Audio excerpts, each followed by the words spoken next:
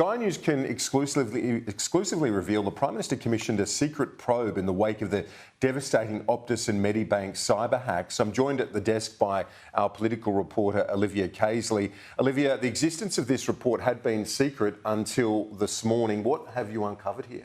Well, Kieran, we all know how big the Optus and Medibank cyber attacks were last year. They impacted millions of Australians and saw sensitive information such as passport numbers and health records compromised. What I've discovered is that the Prime Minister enlisted Mike Murdoch, a well-respected former public servant and once Department of Infrastructure Secretary, to carry out a probe into how the government responded to this crisis. Only a small circle of people knew about it, and he was essentially asked to probe how a leak or breach could be patched up, how cyber functions could be more easily coordinated in the future, as well as streamlining processes to ensure that the Privacy Commissioner is notified more quickly. One of the key criticisms at the time of this attack was that the government was slow to respond. Let me take you to some of those comments now.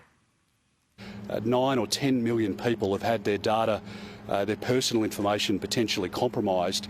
We don't know much more detail than that because the Minister, Claire O'Neill, is missing in action. The Labor government, the Minister in particular, has been asleep at the wheel. For 3 days after the attack, the Minister for Home Affairs made no public comment. 5 days after one of the worst cyber attacks in Australian history, the Minister with relevant oversight fronts the cameras. Responsibility for this security breach rests with Optus. It's a time of intense anxiety.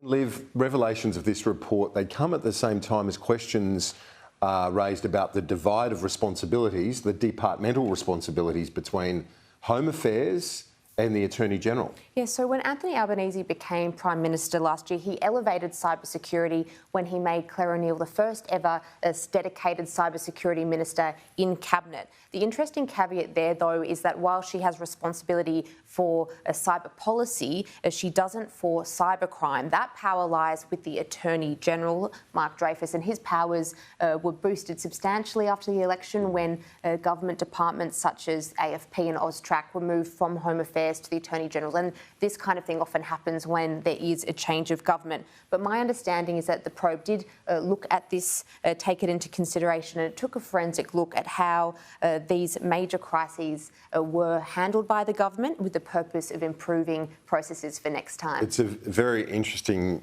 exclusive you got this morning. So what's happened to the report then? Well, it would seem nothing's happened just yet. So the report was completed at a very high level. It was delivered to the Department of the Prime Minister and Cabinet Secretary Glyn Davis in November last year. So they've had it for about 3 months now. Senior government sources have confirmed that Mr Albanese is still considering the findings. And I'm sure that those who were caught up in the attack or impacted will be happy that the government is taking this additional step. But as for what the recommendations are and when they will be released, that's a different story. Have you got any sense as to what's in the report, though, in terms of those recommendations? Look, that's still a secret at this stage, but as we know, cybersecurity is an issue that's increasing in prominence. When we saw the AUKUS arrangement and announced, for example, cybersecurity is a core component of that. We've also got the Strategic Defence Review that will be handed to the Defence Minister this month and released a little later, and we may see some specific recommendations in that around cybersecurity. So it's obviously a very important area, and one thing we could see out of these reviews is a shake-up to how cybersecurity is handled both at a ministerial and departmental level. Yeah, it's only going to take more and more focus of the government of the day, isn't it, Liv? A great story. Thank you for that.